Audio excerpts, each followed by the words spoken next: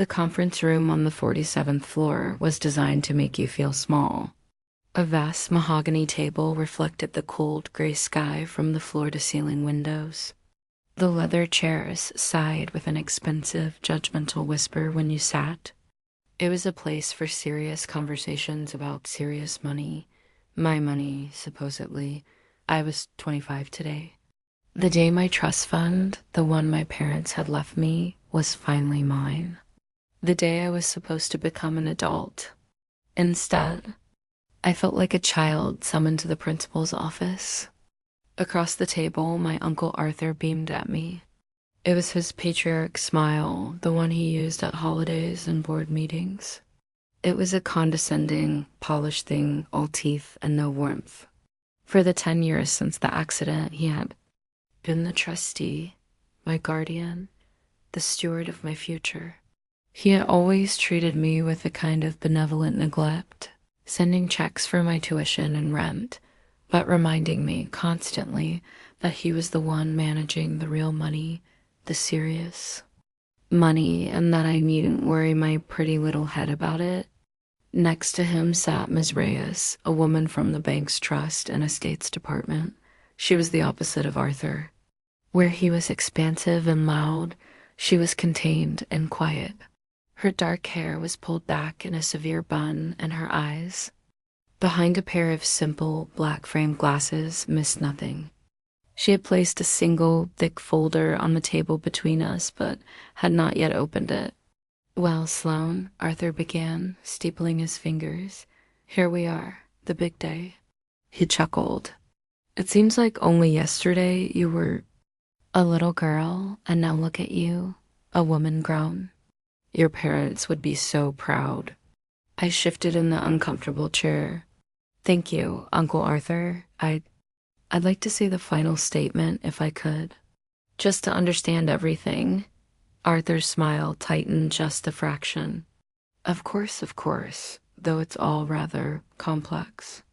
Market fluctuations, investment vehicles, a lot of jargon." He waved a dismissive hand.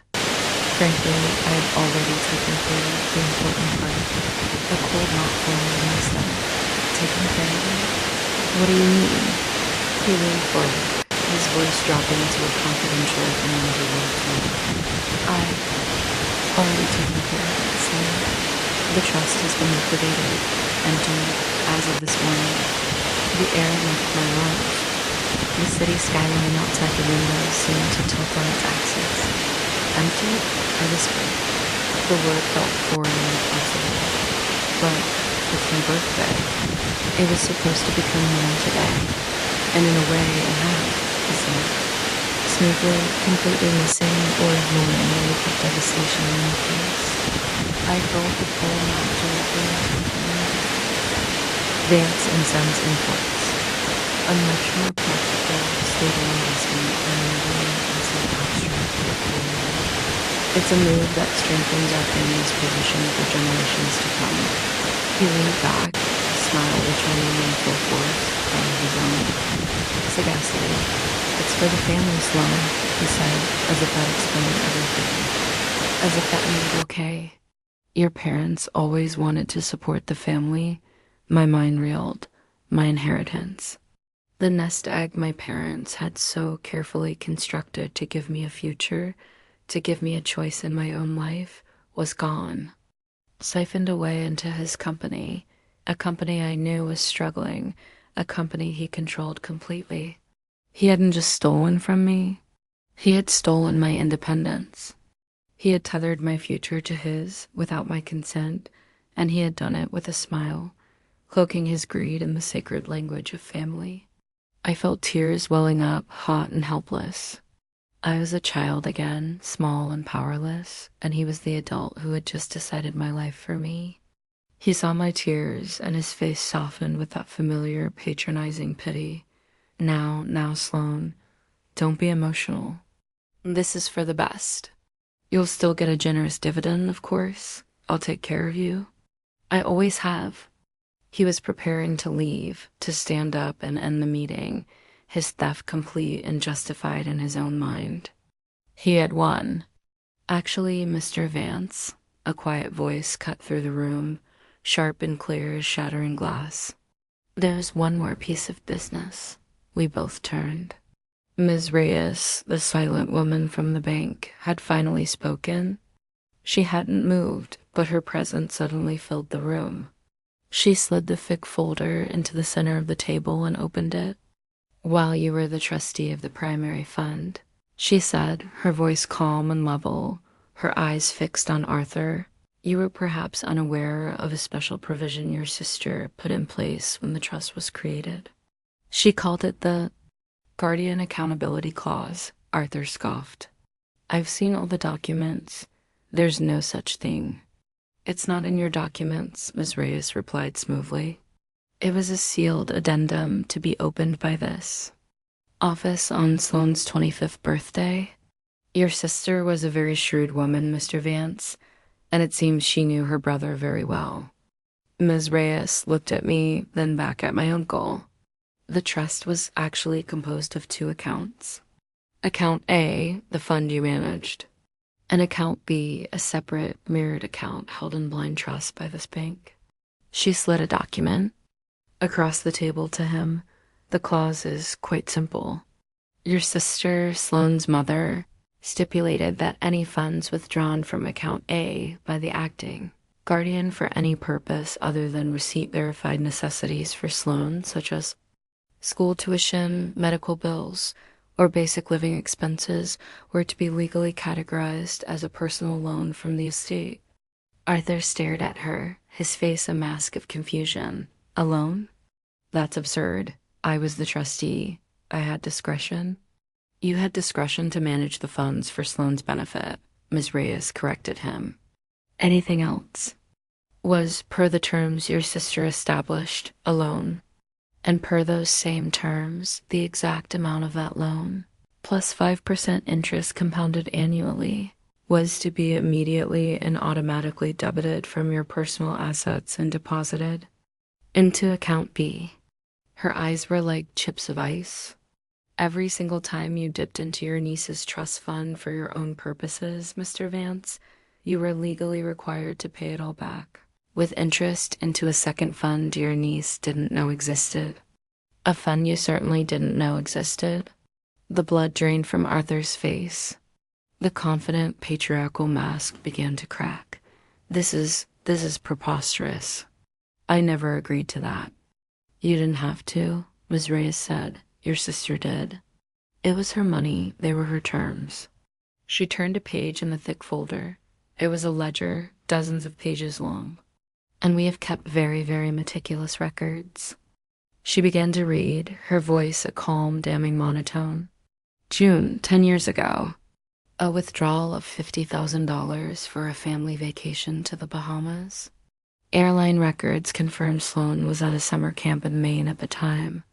Per the clause, $50,000 plus interest was transferred from your brokerage account to Account B." "That was a misunderstanding." Arthur blustered, sweat beading on his forehead. Ms. Reyes didn't even look up. "January, 9 years ago.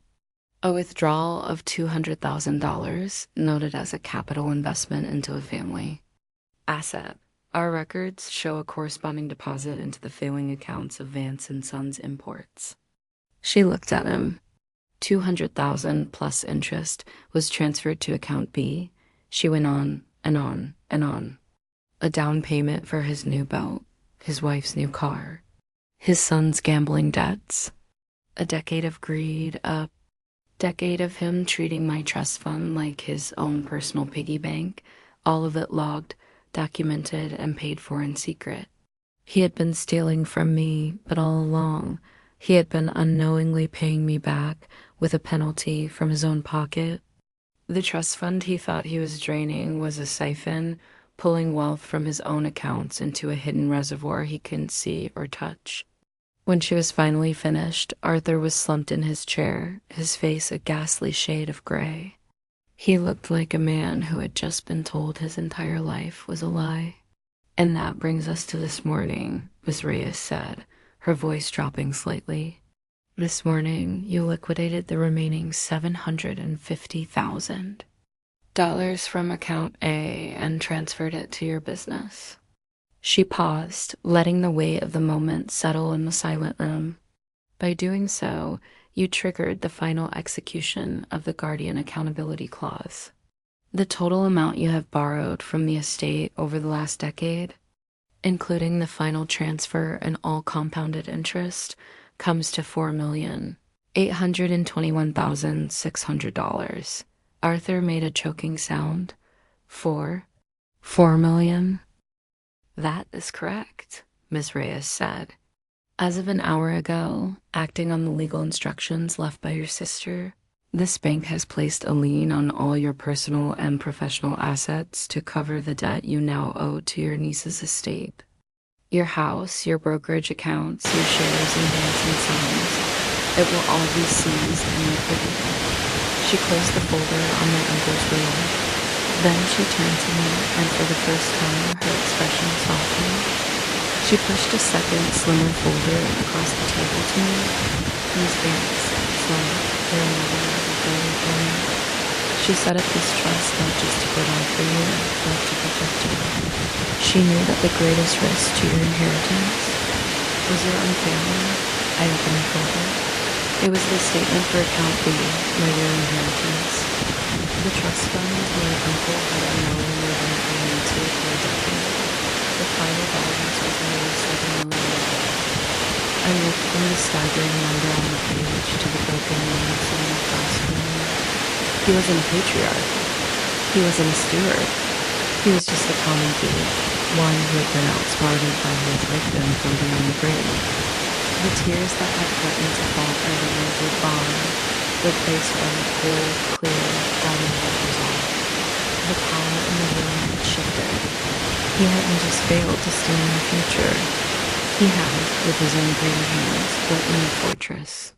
My uncle stared at the final number on the page, his mouth opening and closing silently, like a fish pulled from the water. The color had completely drained from his face, leaving behind a waxy, sallow mask of disbelief. The silence in the room was absolute, broken only by the faint, distant hum of the city. Then the silence shattered. "No," he rasped, shaking his head slowly at first, then more violently. "No, this is impossible. It's a fabrication, a forgery." He lunged across the table, his composure gone, replaced by the raw, snarling panic of a cornered animal. He snatched at the papers in front of Miss Reyes. "I'll have my lawyers crawl over every inch of this. I'll sue this bank into oblivion." Ms. Reyes did not flinch. She simply held, her ground, her gaze unwavering. "Your sister hired the top 3 estate law firms in the country to draft and review this clause. Mr. Vance, it is, I assure you, ironclad. The only thing your lawyers will discover is how much of your money they'll be taking before they tell you that you don't have a case." His rage, finding no purchase on Ms. Reyes's calm professionalism, swiveled to me. His eyes were wild, pleading and accusatory at the same time. "Sloan, you can't let this happen. I'm your uncle. I'm your family. The only family you have left." His voice cracked with a desperate theatrical sorrow. "I raised you. I took you in. After everything I've done for you, you would see me ruined? Thrown out onto the street?" For 10 years, that voice had been the voice of authority in my life. It was the voice that had told me what to study, where to live, what to think. It was the voice of reason, of security, of family. Now I heard it for what it was, the whining of a thief who'd been caught with his hand in the till. I looked at him, really looked at him, for the first time without the fog of grief or the filter of familial obligation. I saw a weak, greedy man who had used my parents' memory as a shield for his own avarice. The person he claimed to have taken care of was a stranger to him. He knew nothing about me, my hopes, my fears, my dreams. I had just been a line item in his portfolio, an asset to be exploited. "You didn't do anything." "For me, Uncle Arthur," I said, and my voice was a revelation to myself. It was not the voice of a little girl. It was calm, cold, and clear. You did it all to me. My mother, your sister, she knew. She knew what you were. This wasn't my decision. It was hers. You are simply living out the consequences of your own choices. I stood up, my chair making a quiet, definitive sound against the floor. I believe, I said, looking at Ms. Reyes, that we are finished here. Yes, Miss Vance, she replied, gathering my folder while leaving my uncles scattered in front of him. We are. I walked to the door without a backward glance. I could feel my uncle's desperate, hateful stare on my back, but I didn't turn. I didn't need to see him shrink one last time. I just needed to leave him behind. The elevator ride down from the 47th floor was silent. Ms. Reyes stood beside me, holding my folder. As the doors opened onto the vast marble lobby of the bank, she turned to me. Your mother also left a personal letter for you, she said, pulling a thick cream-colored envelope from the folder. My mother's elegant, familiar script was on the front. To Miss Sloane, my breath caught in my throat. She instructed me to give it to you only after the full terms of the trust had been executed. She wanted you to understand the business before you read about the heart. She handed it to me. The paper was cool and heavy in my trembling hands. What happens now? I asked, my voice barely a whisper. To him? The process has already begun, Miss Reyes said, her voice softening slightly. The liens are active. Our asset management team will take control of his holdings. It will be difficult for him. As for you, Ms. Vance, my department will be at your disposal. We will help you set up your own accounts, introduce you to financial advisors, whatever you need. You are now the master of your own ship. I thanked her and walked out of the bank's revolving doors into the noise and chaos of the city. But the noise sounded different. The city looked different. The gray sky seemed full of promise. I found a small, quiet park a few blocks away and sat on a bench, the letter heavy in my lap. With trembling fingers, I opened it. My dearest Sloane, the letter began, if you are reading this, then I am gone, and you are finally a woman. I hope you are happy. I hope you are strong. I know you are kind. I am so sorry I cannot be there to see the woman you've become. I am also sorry for the burden I have had to place on you today. I know what you must have just learned about your Uncle Arthur, and I know it must hurt. Family, my love, is a complicated thing. It should be a source of strength, but sometimes it is a source of danger. I knew your uncle's heart, his weaknesses. I could not leave you to his care without building a fortress around you. I did not do it out of vengeance, Sloane. I did it out of love, to protect you. The money is not the point. The money is just a tool. It is a key. It is the key to a life of your own choosing. A life where no one can tell you what to do or what to be. A life of freedom. Use it wisely. Use it kindly. Build a life that is worthy of your beautiful heart. That is all I have ever wanted for you. All my love. Forever, Mom tears streamed down my face as I read the letter. But they were not the helpless tears I had almost shed in that boardroom. They were tears of gratitude, of love, of a grief so profound it felt like a presence, a warm hand on my shoulder. My mother had not just left me a fortune. She had left me a final gift, a lesson in strength, foresight, and fear. Protective power of a mother's love. She had reached across a decade of silence and I saved me. A week later, I sat across from Mr. Ross again. This time, it was in a much smaller, more comfortable office. This time, it was my meeting. Vance and Sons Imports was insolvent, she said, looking at the report. Arthur leveraged it to the hilt. Once we liquidated its assets, the funds would be used to pay off its creditors. As the primary lien holder, you have the right to decide the order of the solution. And my uncle, I asked, he has declared personal bankruptcy. She replied, He was living in a small, rented apartment. He has nothing left. I felt a brief, fleeting burst of pity, but it vanished as quickly as it came. He had made his choices. I now had to make mine. His employees, I said, the people who worked for the company, the warehouse staff, the secretaries. What happens to them? Legally, they are unsecured creditors. Ms. Reyes said, they'll be at the bottom of the list. They will likely get nothing. No, I said firmly. Change the order. They come first.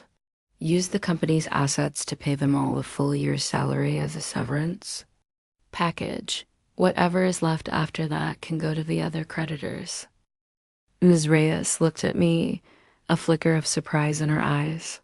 That is unusually generous, Ms. Vance. It will significantly decrease the amount recovered from the business. I don't care about the amount, I said. Those people did nothing wrong. They shouldn't suffer because of my uncle's greed. My mother's words echoed in my head. Use it kindly. And what should I tell Mr. Vance? Ms. Reyes asked. He has been trying to contact you. He wants to appeal to you directly. I thought for a moment. I pictured his face twisted with false sorrow. I pictured the years of quiet deceit. There was nothing left to say. Tell him, I said, my voice final, that all. Correspondence regarding the Vance family is to be directed through this office. And then Ms. Reyes, please block his number from my phone. I stood up and walked to the window, looking down at the city that was now mine to explore. The money wasn't a prize I had won. It was a responsibility I had inherited. A tool, a key. I didn't know what I would do with it all. I didn't know where I would go. But for the first time, I felt the vast, terrifying, and exhilarating freedom of a blank page. My mother had built the fortress. Now, it was time for me to step outside its walls and build a life. The 2 weeks leading up to the Thorn Foundation Gala were a study in monastic discipline. I did not leave my apartment. I ate, slept, and breathed the mission. My world shrank to the glowing screens of my network and the intricate, dangerous plan that was solidifying in my mind. The remote attack was no longer viable.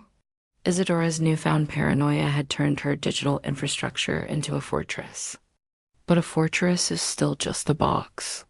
And to a ghost, walls are merely suggestions. I would have to go inside. The persona I crafted was a masterpiece of non-existence. I was not a glittering heiress or a memorable socialite.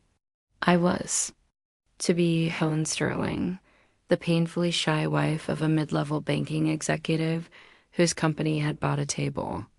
The real Mrs. Sterling, a woman with a well-documented aversion to social events, would be at home. Thanks to a generous and anonymous donation Maeve had made to her favorite equestrian charity, and her place would be me.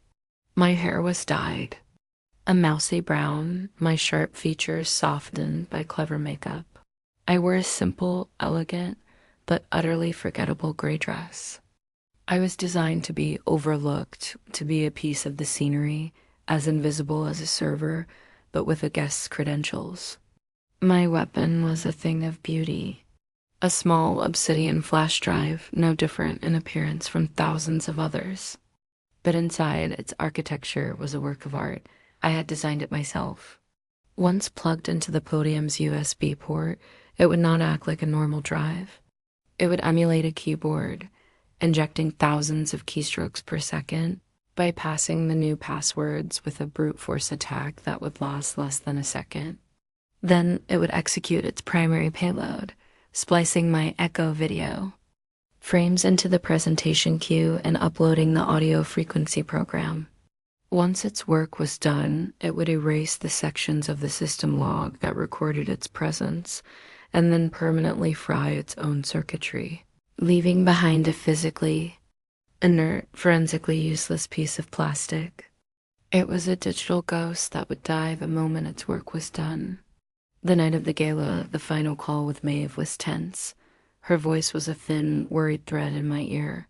Their security is layered, Kaylin. Facial recognition. At the door, RF sweeps, plainclothes guards everywhere. Rico Diaz is coordinating it all himself. He's not just her fixer anymore, he's her head of security. He'll be looking for any anomaly. I am the anomaly, I said, looking at the bland, forgettable face of Helen Sterling in the mirror. And he won't see me until... It's far too late. Once you enter that ballroom, I lose direct contact, Maeve said, the anxiety clear in her voice. The comms are a closed loop. I can't help you. You will be completely on your own. All ghosts are alone, I replied and removed the headset. The silence that followed was absolute. It was time to step into the Orion Grand Ballroom on the night of the Thorn Foundation Gala was to step into Isadora's soul. It was a symphony of excess and arrogance. The air was thick with the scent of 1,000 orchids and the cloying perfume of the grotesquely wealthy. A river of diamonds flowed around the necks and wrists of women with practiced, predatory smiles. The sound was a low, self-satisfied roar of laughter and pointless conversation, all under the glittering, judgmental light of a dozen crystal chandeliers. I hated it. I hated it with a purity that felt like a physical force, a cold fire in my gut. This entire glittering world was built upon the ashes of my life. These people were celebrating on my father's grave. I moved through the crowd, a gray fish in a sea of sharks and peacocks. My husband for the evening, a real executive, who believed his wife had simply had a change of heart about attending, was blessedly boring. He procured a glass of champagne for me, which I held as a prop, and then quickly abandoned me for a more important conversation. Perfect. My eyes scanned, analyzed, and recorded every guard's position, every security camera's sweep pattern. I saw Diaz, a brutish monolith in a tuxedo that strained at the shoulders, standing near the main stage. He wasn't watching the crowd. He was watching his people, his eyes constantly moving, checking his security net for holes. He was looking for external threats. He was not prepared for an enemy already inside the wire. I found a quiet spot at the edge of the room, partially obscured by a marble column. For an hour, I simply observed the movement of architecture, my buildings swirling. My heart rate was controlled. The flashes of raw emotion, the hot anger that threatened to blow me away. I pushed them down, compressing them into the cold, hard diamond of my resolve. Emotion was a liability. Tonight required absolute precision. Finally, the lights dimmed. Isadora, a vision in emerald green silk that shimmered like sleek skin, took the stage to thunders. Applause. She gave her opening remarks, her voice a warm, cultured caress, every word a perfectly crafted line about charity and humanity. She was magnificent, and I felt a surge of visceral hatred so intense it almost made me dizzy. And now, she concluded, smiling out at her disciples, a look at the work the Thorn Foundation has been able to accomplish this past year, thanks to your incredible generosity. The massive screens above her head flickered to life. The video began. My window of opportunity was open. I needed the distraction. Something to pull Diaz's attention and the attention of the two guards closest to the stage for the 3 seconds I required. I reached into my small, plain clutch. My fingers found the device. It was no bigger than a credit card, a simple, localized RF jammer. I pressed the activation stud. Near the stage, one of the guards flinched, tapping his earpiece. His partner looked at him, a questioning frown on his face. The first guard tapped his ear again, his face a mask of confusion.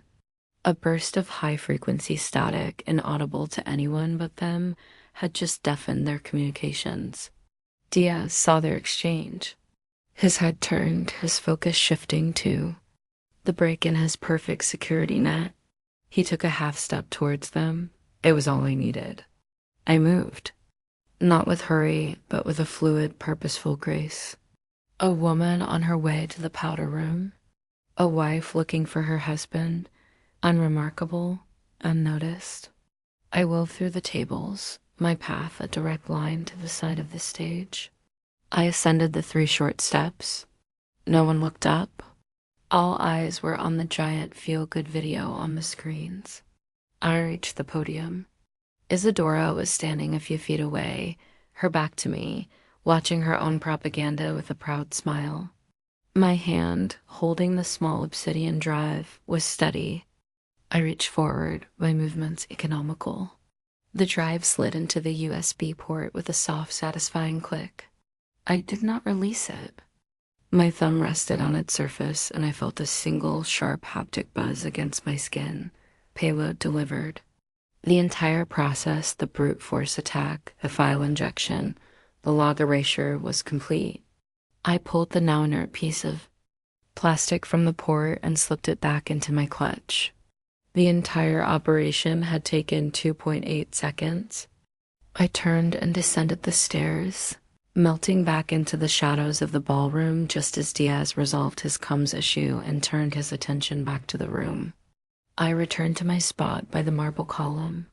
I raised my champagne flute too. My lips, my hand as steady as a surgeon's. No one had seen a thing. I turned my attention to the screens and watched my work unfold. The video was slick, full of smiling faces and soaring music. And then the first flicker.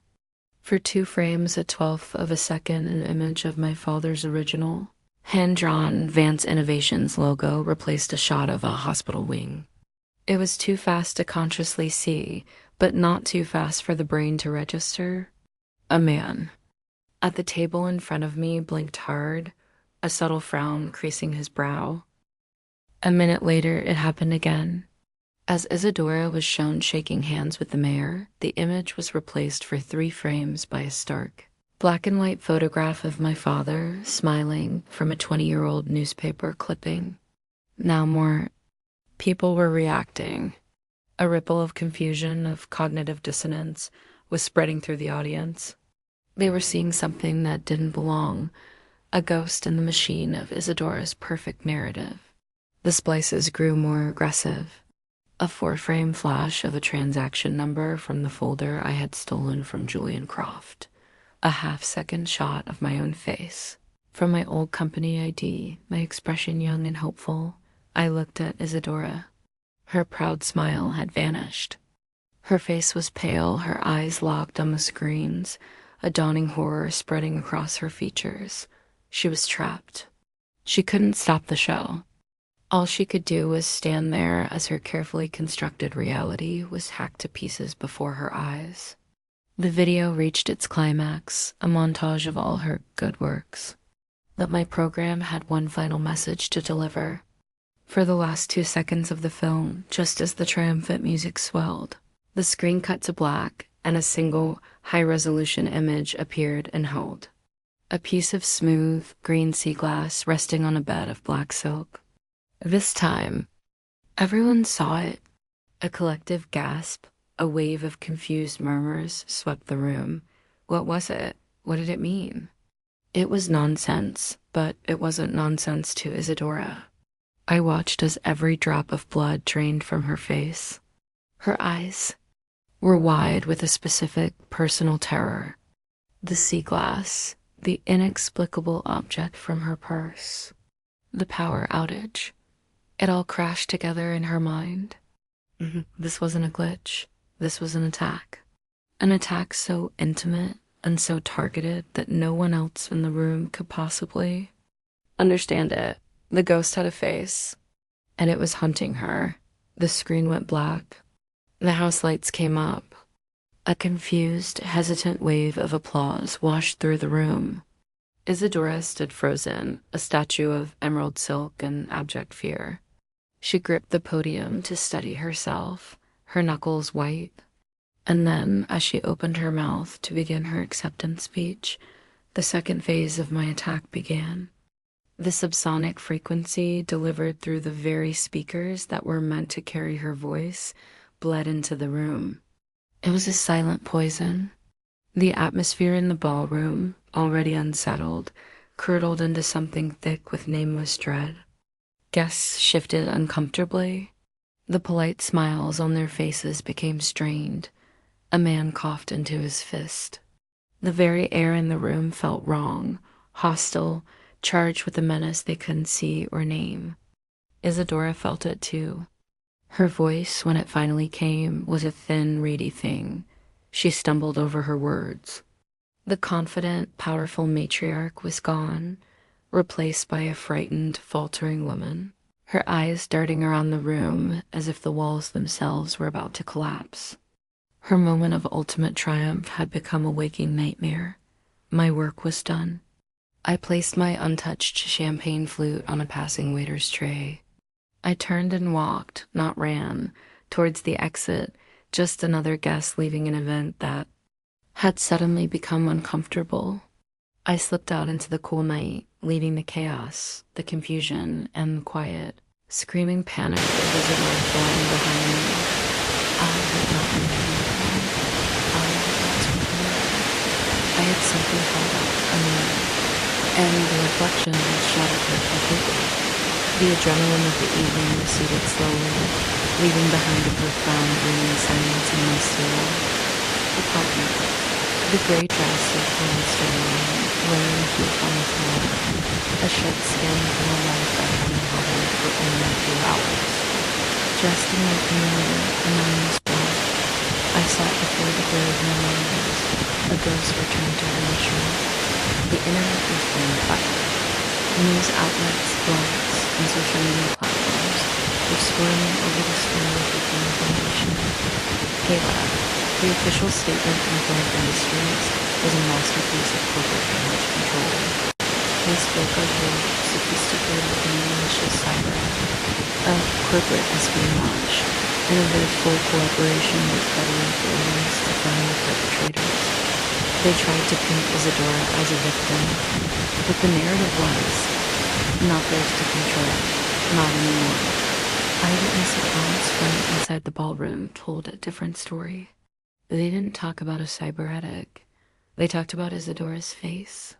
They described her public unraveling, her faltering speech, the palpable dread that had seized the room. The stock for Thorne Industries was already in free fall and after-hours trading. The glass house had been shattered, and now everyone was staring at the jagged shards. My headset chimed. Maeve, her voice when it came was a mixture of awe and raw nerves. Kaylin? My God, I've been tracking the chatter. You didn't just embarrass her. You psychologically dismantled her in front of the entire world. It was a necessary prelude, I said, my eyes tracing the plummeting stock ticker. Red, all of it red. A public display to create a private opportunity. What do you mean? Maeve asked. It's over, isn't it? You won? I leaned back in my chair, my gaze falling on the sealed, heavy folder sitting on the corner of my desk. The Croft dossier, the history of Isadora's crimes, the real weapon. No, Maeve, I said softly. Winning isn't about watching her cry on television. Winning is about removing her from the board of her own company. The gala was the overture. This, I tapped the folder, is the finale. She was silent for a moment. You're going to leak it to the press. No, I said. The press is a blunt instrument. They would turn this into a circus. Isadora would become a tragic figure, a media spectacle. I am not interested in her celebrity. I am interested in her removal. I pulled up a file on my main screen. It was a detailed chart of the Thorne Industries board of directors. 12 names. 12 powerful, wealthy people who had hitched their wagons to Isadora's star. The key to dismantling an empire isn't to attack it from the outside. You give the people on the inside the motive and the means to tear it down themselves. You create a palace coup. My research over the past year had not been confined to Isadora. I had studied every member of her board, their strengths, their weaknesses, their ambitions, their secrets. The Croft dossier implicated at least 3 of them in Isadora's early fraudulent acquisitions. They were compromised. But there was one man, a Marcus Thorne. No, that's not right. A man named Alistair Finch. No, that's not right either. A man named Jonathan Cole. He was the newest member of the board, a respected titan of old money with a reputation for ruthless integrity. He had joined the board after all of the crimes detailed in the Croft dossier had taken place. He was clean, and his own fortune was deeply entangled with the success and, more importantly, the reputation of Thorne Industries. Jonathan. Cole is our man, I told Maeve.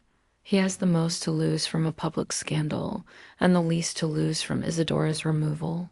He is motivated by self-preservation and a genuine belief in corporate order. He will not tolerate this kind of rot. What are you going to do? I am going to send him a gift, I said. An anonymous, encrypted data package containing the entire unredacted Croft dossier. I will not include a threat. I will not include a demand. I will simply provide the information, the proof of Isadora's systemic long-term fraud, proof that she has exposed the entire company to unimaginable risk in federal prosecution. I smiled, a cold, thin smile. I will give him the loaded gun. I have no doubt he will know exactly what to do with it. 3 days. Later, we saw the first tremors. Maeve, using a backdoor she'd engineered into the Thorne Industries corporate server, flagged an emergency off-the-books board meeting called by Jonathan Cole. The subject line was a single, ominous phrase, urgent governance matter. We watched the digital fallout from my silent apartment.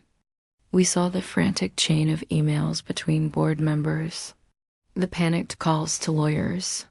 We saw the 3 compromised board members trying to form an alliance, only to be shut down by the larger, uncompromised faction led by Cole. The coup was swift and bloodless. They confronted her. They presented her with the evidence. Her own history, her own crimes, laid bare by her own board. They gave her an ultimatum: resign immediately, citing personal health reasons, and they would handle the fallout internally, burying the scandal as best they could. Refuse, and Jonathan Cole himself would deliver the dossier to the Securities and Exchange Commission and the Department of Justice. It was a choice between public disgrace and utter annihilation. Even Isadora was pragmatic enough to know the difference. On the 5th day after the gala, the news broke. A sterile corporate press release announced that Isadora Thorne was stepping down as CEO and chairman of the board of Thorne Industries, effective immediately to focus on her health and personal matters. The board, the release continued, had full confidence in the company's future. It was over. I stood up from my desk and walked to the window that overlooked the grimy alley. The war was finished.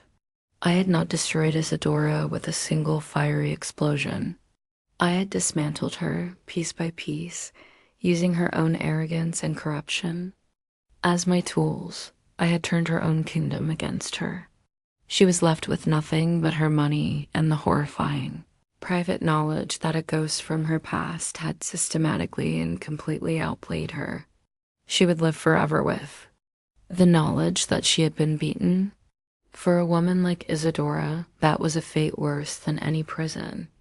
I reached into my pocket and pulled out 2 small objects: the silver wren charm I had stolen from her keychain, and the smooth, green piece of sea glass I had left in its place. I held them together in my palm, the symbol of what she valued and the symbol of what she could never understand, the alpha and the omega of my war. I closed my window on them and opened it and let them both fall from the window. I watched them disappear into the darkness of the alley below. They were part of a story that was no longer mine to carry. The silence in my apartment was different now. It was not the charged silence of waiting. It was not the hollow silence of grief. It was, for the first time in 5 long years, the simple, uncomplicated silence of peace. My father's memory had been honored. The truth had been restored. I looked around my Spartan room, and for the first time, I felt the urge to change it, to add a color other than white, to buy a plant, to hang a picture on the wall. My revenge was complete, but my life was just beginning. The quiet hum of loose words was the only sound, a counterpoint in the silence between the doors of a bedroom and the digital world. The thorn foundation game all was no longer a news story, it was a postmortem. Analysts picked apart the stock plunge. Psychologists offered theories on Isidore's public breakdown. Conspiracy theorists ran wild with the meaning of the subliminal images, especially the sea glass.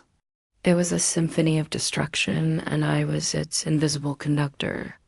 I had won. The feeling was not one of elation, but of a deep, cold, and final satisfaction. The kind a mathematician feels upon solving a long and complex equation. The headset chimed, and Maeve's voice filled my ear, crackling with an energy I hadn't heard before. They're calling it the Gala ghosting. You're a legend, Kaylin, an urban myth. No one has any idea who you are, but you've terrified an entire generation of corporate overlords. The desired effect, I said.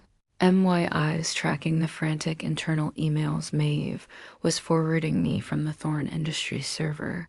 Panic. Pure, undiluted panic. The public humiliation was phase 1. Now we watch them eat there. Own. What's next then? Maeve asked. Do we deploy the Croft dossier? Not yet, I said. We let the fear marinate. Let Isadora feel the walls closing in. Let her wonder where the next blow is coming from. Her paranoia will make her sloppy. I felt a sense of finality, of an ending. Go get some sleep, Maeve. You've earned it. We'll talk. Tomorrow. You sure? She asked. I'm sure, I said. The war is over. All that's left is to collect the spoils. I cut the connection and leaned back in my chair, allowing the silence of the room to settle around me. For the first time, it did not feel like the silence of a prison or a command center. It felt like the silence of peace. I had been wrong. The war was not over. It had just turned bloody. The first sign that something was wrong was the silence. After 2 days of letting the situation simmer, I sent Maeve a simple, encrypted message. Phase 2, ready? I expected her usual, near-instantaneous reply. Always, but my screen remained blank. The message sat there. Sent. Delivered. Unread. It was a deviation from our established pattern. A minor. 1, but my entire life's work was built on the analysis of patterns. I waited an hour, then sent another message. Maeve, status report. Again, nothing. The peaceful silence of my apartment began to feel different, heavier, threatening. I pushed down the initial flicker of unease, replacing it with cold logic. Maeve could be sleeping, her power could be out. There were a dozen rational explanations, but the knot in my stomach told me it was none of them. I moved from my communications array to my surveillance network. If Maeve was offline, I would find her. I brought up the live feed from a public traffic camera with a clear view of the street outside her apartment building.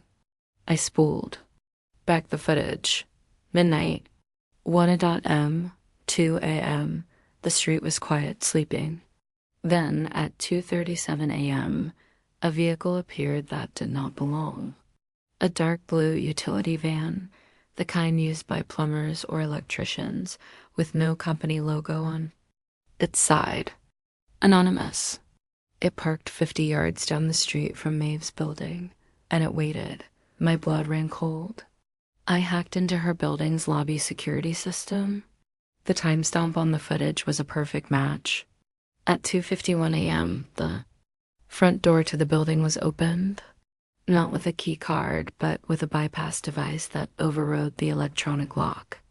Three men, dressed in dark work clothes and baseball caps that obscured their faces, entered the lobby. They moved with a purpose and efficiency that was not that of common burglars. They were professionals. They didn't take the elevator. They took the stairs. Maeve lived on the fourth floor. My fingers flew across the keyboard, my breath held tight in my chest. I had no access to the cameras on her floor, but I didn't need them. I watched the stairwell door. 6 minutes later, it opened again. The three men emerged. Two of them were now carrying a large, heavy-duty canvas tool bag between them. A bag that was roughly the size and shape of a human body. A bag that Maeve was not strong enough to fight her way out of. They exited the building, loaded their horrific cargo into the back of the anonymous van, and drove away, disappearing into the sleeping city. The entire operation took less than 10 minutes. It was clean, professional, and terrifying. The room felt like it was tilting. A wave of nausea and a hot, blinding rage washed over me. I gripped the edge of my desk, my knuckles white. My detachment, my carefully constructed wall of logic, shattered into a million pieces. This wasn't data on a screen. This was Maeve, my only friend. The only person in the entire world who knew my name, and she was gone. Taken. Isadora. The name was a venomous hiss in my mind. I had underestimated her. I had thought her response would be corporate, legal, financial. I had attacked her reputation. She had responded by taking a person, by taking my person. My victory at the gala was an illusion. A foolish, arrogant miscalculation. I hadn't created a coup. I had triggered a vendetta. My plan to use the Croft dossier, to let the board eat her alive, was now useless. A corporate battle would take weeks, months. Maeve didn't have that long. A chime from my computer startled me. It wasn't on my secure network. It was a public notification. A comment had been posted on a news article, the most popular one about the Thorn Gala. The comment was a string of random characters, but my decryption software instantly recognized a familiar signature within the jump data. It was a messaging protocol Isadora had designed years ago, one she thought was known only to her inner circle. She was talking to me. The decrypted message was 5 words long. The ghost has a weakness. My blood turned to ice. She knew. She knew about Maeve's connection to me. How? A stray signal? A piece of compromised hardware? It didn't matter. The game had changed. This was no longer a chess match. It was a hostage negotiation. A second message appeared. A minute later, a tiny face, moving. The old observatory with a deep cut. Come on. Or she dies. A deep cut. The abandoned observatory in the hall overlooking the city. A place with no cameras, no cell service, and with only one way in and out. A perfect place for language. A trap. Of course it was a trap. I stared at the message, the raw, primal fear for Maeve's safety wore out the cool and wonderful. Part of my brain that was screaming at the practical insanity of walking into such a scenario. But there was no truth. Isadora had calculated correctly.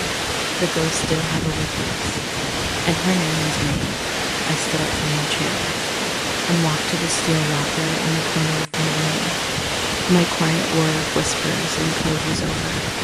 Isadora wanted to meet the ghost in person. Fine, I would oblige her. But I would not be going just to talk. My hand closed around the cool, hard metal of the only object in the locker that was not a piece of clothing. I had hoped I would never have to use it, but Isadora had changed the rules of engagement. She had taken my friend, and in doing so, she had just signed her own death warrant. The drive to Highgate Park was a journey into a different world. The glittering, electric veins of the city receded in my rearview mirror, replaced by the deep, primal darkness of the ancient park. The road grew narrow, winding its way up the hill, the gnarled branches of old oak trees forming a canopy that swallowed the moonlight. I was leaving my territory, the digital realm of ghosts and data, and entering hers. A physical world of violence and coercion. My hands were steady on the steering wheel. The rage and fear that had threatened to consume me had been compressed, cooled, and forged into a weapon. My mind was a whirlwind of tactical analysis. One road in, one road out. No cell service, no public camera network. It was a perfect kill box. She had chosen her ground well. But she was assuming I would walk in like a lamb. She was assuming my skills were limited to a keyboard. I killed my headlights, a quarter mile from the observatory, and pulled the car into a thicket of overgrown ferns. The silence was absolute. I got out, a shadow in the oppressive dark. From a small, hard case in the trunk, I retrieved my tools, not a laptop, a pair of military-grade night vision goggles, a small, handheld thermal imager, and the weapon from my locker, a sleek, black, non-lethal sidearm that fired compressed air projectiles filled with concentrated pepper extract. It was designed for riot control. At close range, it was brutally effective. I moved through the woods, circling the observatory, my steps silent on the damp earth. Through the thermal imager, I saw the heat signatures. 2 in the parking lot, standing guard by a black SUV. 3 more inside the main dome of the observatory. 5 in total. Too many for a simple negotiation. This was an execution, with Maeve as the bait. The observatory was a ruin, a great domed mausoleum of forgotten science. Its white paint was peeling, its copper dome tarnished green with age and neglect. I found my entry point. Per ampere. Broken window in the old library on the ground floor, its jagged edges like teeth in the moonlight. I slipped through, silent as a whisper, the smell of dust and decay filling my nostrils. I moved through the dark, abandoned halls, my night, vision turning the world into a ghostly green landscape. I could hear their voices now, echoing from the central chamber beneath the dome. I crept to the arched entrance and looked in. The scene was a tableau from a nightmare. The vast circular room was empty save for a single powerful work. Light that cast long, dancing shadows. In the center of the room, tied to an old metal chair, was Maeve. Her mouth was covered with duct tape, her eyes wide with terror. Standing over her, looking radiant and powerful in the harsh light, was Isadora. Rico Diaz stood near the wall, a mountain of muscle and menace. Another thug, one I didn't recognize, stood by the main entrance. "I knew you'd come," Isadora said, her voice echoing in the cavernous space. She wasn't speaking to Maeve. She was speaking to the shadows, to me. She knew I was there. I knew the ghost couldn't bear to lose her only friend. It's your one pathetic weakness, sentiment. She paced around Maeve's chair like a shark circling its prey. You thought you were so clever, didn't you? With your little digital tricks, your subliminal messages. You embarrassed me, you cost me money, but you forgot how the real world works, ghost. She stopped and stroked Maeve's hair, a gesture of ownership that made my blood boil. Maeve flinched.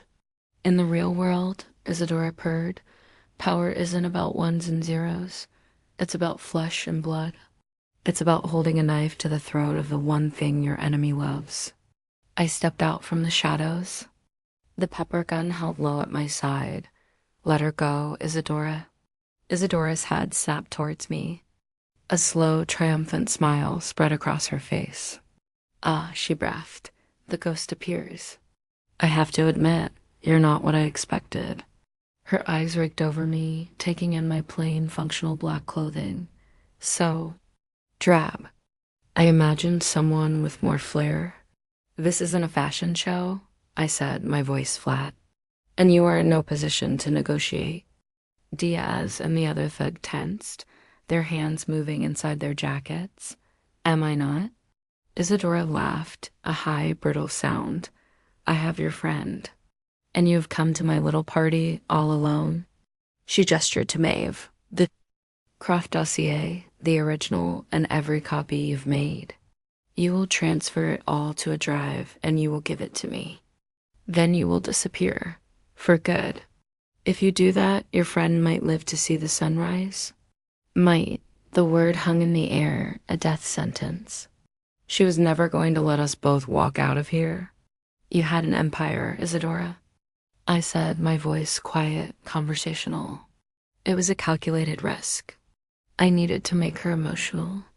I needed her angry, not cold. You were a queen. And you traded it all for this? A damp, dirty room, 2 hired thugs, and a roll of duct tape.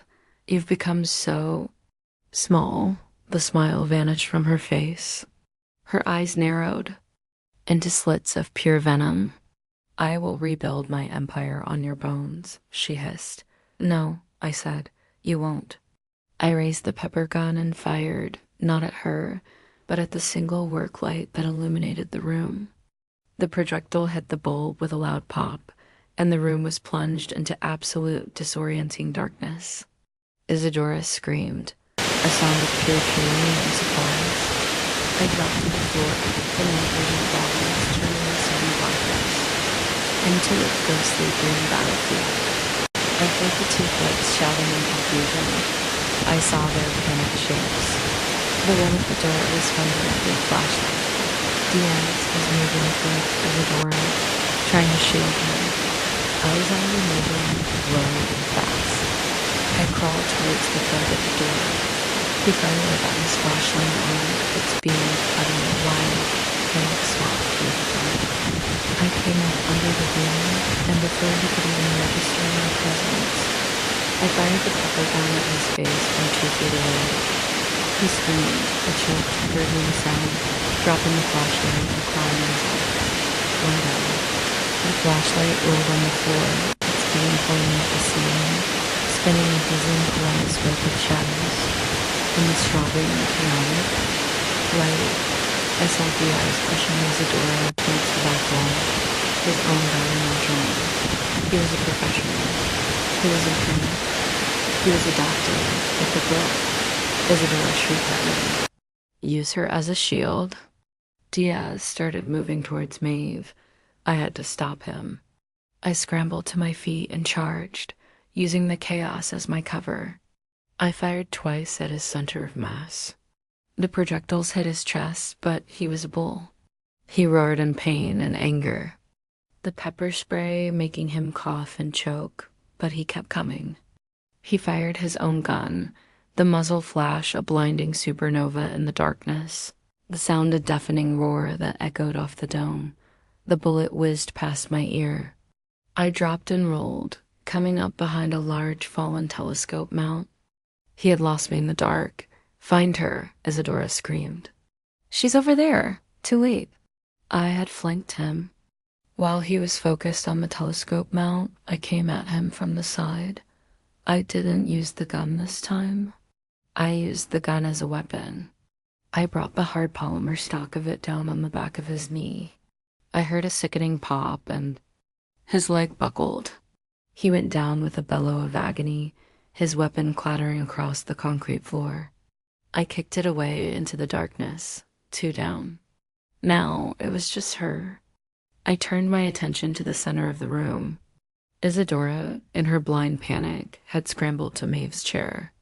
She had found Diaz's fallen gun, and she was holding it to Maeve's head. I froze. My night vision goggles gave me a clear, horrifying view. Isadora's hand was trembling, her face a pale, sweat-streaked mask of terror and hate. Maeve was sobbing, her eyes squeezed shut. Stay back. Isadora shrieked, her voice thin and hysterical. I swear to God, I'll kill her. I'll kill you both. I slowly raised my hands, the pepper gun held loosely in one. I was out of my element, my technology, my planning. It all came down to this, a raw, unpredictable human standoff. But even in my fear, the analytical part of my brain was working. I saw the way she was holding the gun, her thumb, in the wrong position, I saw the tremor in her wrist. She was not a killer. She was a corner office executive playing dress up with violence, and she was terrified. It's over, Isadora, I said, my voice calm, trying to soothe the panicked animal in front of me. You've lost. Let her go, and you can. Walk out of here, disappear, start again. Liar. She screamed, You'll never let me go. You're right, I said, my voice dropping, becoming as cold as the grave. I won't. And in that split second of confusion my words caused, I acted. I didn't go for the gun. I didn't lunge. I took 2 quick steps forward and kicked the metal leg of the chair Maeve was tied to. Hard. The chair, already unstable on the uneven floor, tipped over. Maeve and Isadora went down in a tangle of limbs. Isadora's shot went wild, the bullet ricocheting off the high dome with a terrifying zing. Before she could re-aim, I was on her. I kicked the gun from her hand. My knee came down on her wrist, cutting it to the floor. The fight was over. I stood over her, breathing heavily, my heart hammering in my chest. She stared up at me, her eyes finally empty of everything but a hollow, abject defeat. I turned away from her and rushed to Maeve, pulling the duct tape from her mouth and working on the ropes that bound her hands. Kaylin, she sobbed, throwing her arms around me. I know, I said, holding her tight. I know, but I've got you. It's over now. I looked back at the pathetic, broken woman lying on the floor. The thugs were neutralized. The threat was over. I had met her on her own turf, in her world of brute force, and I had beaten her. The ghost had proven she had teeth, and her bite was far, far worse than her bark.